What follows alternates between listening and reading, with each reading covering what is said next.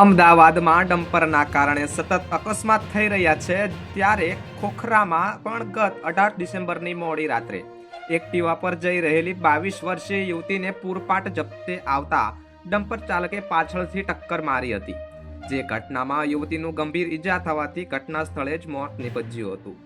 સ્થાનિકોએ ડમ્પર ચાલકને પકડીને પોલીસને સોંપતા આઈ ડિવિઝન પોલીસે ડમ્પર ચાલક વિરુદ્ધ ગુનો નોંધી ધરપકડ કરી છે. મહત્વનું છે કે 5 દિવસ અગાઉ ડમ્પર ચાલકે એક મહિલાને અડફેટે લેતા મહિલાનું મોત થયું હતું. ઉલ્લેખનીય છે કે જે ડમ્પરમાંથી અકસ્માત થયો છે તે મનીષા ટ્રેડર્સનું છે. અગાઉ મનીષા ટ્રેડર્સના ડમ્પરે વર્ષ 2023માં એક અકસ્માત સર્જ્યો હતો, જેમાં બાળકનું મોત થયું હતું. ગઈકાલે વલભીપુર બરવાળા રોડ ઉપર કલ્યાણપુર ચોકડી પાસે એક હિટ એન્ડ રનની ઘટના બની હતી.